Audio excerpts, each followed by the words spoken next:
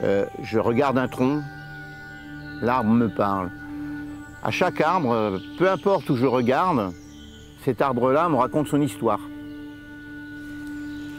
Et que tu écoutes, ça c'est génial. J'ai un métier tout à fait particulier, je suis chercheur d'arbres, donc c'est un métier qui n'existe pas, hein. Je passe mon temps en forêt, en montagne, et je fais naître les bateaux dans les arbres.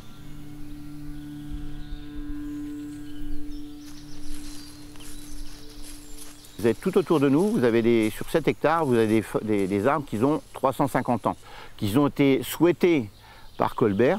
Ils sont tous environ à 1 mètre de diamètre, ils font tous plus de 40 mètres de long. Voilà. Il n'a pas grossi, hein. Toujours 95. Je vois la pièce de marine dans l'arbre. Donc tout autour de moi, la forêt de Bercey reste la forêt la plus dense pour pouvoir trouver le maximum de pièces. Le seul souci, c'est que devant moi, j'ai tous l'industrialisation de la forêt, ce qu'on appellera mérin pour les tonneaux, donc des bois qui sont coupés en bout d'1 mètre et voire 50 cm. Moi, j'ai besoin de longueur, donc je suis déjà un petit peu freiné par la demande et le nombre de volumes. Je suis acheteur d'un arbre, voire 2 pour faire une quille, parce qu'il n'y a qu'une quille dans un navire. Donc ça veut dire que je ne suis pas acheteur d'un lot. Donc quelque part, je ne suis pas forcément prioritaire vis-à-vis du vendeur, donc je suis obligé de racheter à des exploitants ou vers l'ONF des bois pour les acheter à l'unité. Et ça, c'est très très compliqué aujourd'hui. Je suis le seul, certainement sur le territoire, à ne faire exclusivement chercheur d'arbres pour le patrimoine. Plus axé sur le patrimoine marin, si on veut dire quelle est ma proportion de bois de marine par rapport à des cathédrales ou des châteaux, c'est 80%, c'est du bois de marine.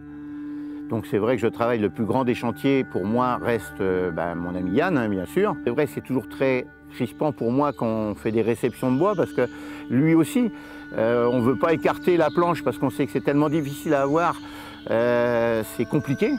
Et aujourd'hui, mon travail, vu mon âge, on va dire, qui commence à prendre la bouteille, hein, je suis en pleine passation de mon métier, hein. Je forme un charpentier, je forme un scieur, je suis en train de former un bûcheron, hein, parce que c'est pareil. Tous ces métiers-là, c'est de la construction navale, c'est très particulier. Il faut pouvoir scier, faire tomber l'arme, le couper à l'endroit où on veut pour préserver la pièce. Si je veux venir n'importe quel bûcheron ou n'importe quel hooper, il n'y aura rien. C'est du bois industriel, et le bois industriel, pour moi, ça ne sert à rien. Moi, je suis vers la nature, je parle de la nature, mais je vois dans tout ce qui est autour de moi une pièce de bateau. Et quand je suis dans un bateau, je fais l'inverse. Je me rappelle que toi, en dessous, je t'ai acheté, je t'ai vu tomber, je t'ai vu vivre.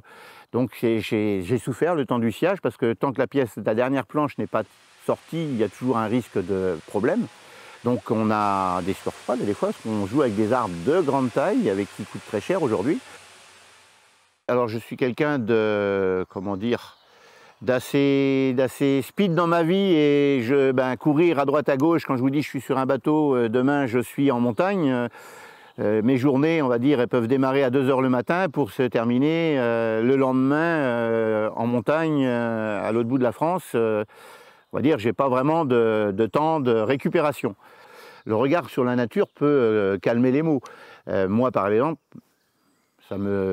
j'entends, je m'apaise, mais une personne malade, je l'invite à venir ici, c'est très formateur. On voit des arbres, si on essaye d'analyser et de parler avec lui, de communiquer, hein, ce silence, comment dire, cette magnificence, on va dire, de l'arbre, va t'apaiser. Ces douleurs, on voit que certains arbres ont des douleurs, hein, il y a des blessures, il y a des anomalies qui se sont guéries. Donc le rapport au malade, elle est toute trouvée, tout simplement. La nature a réussi elle-même à corriger quelque chose. Donc je dirais que la forêt est un grand centre de santé.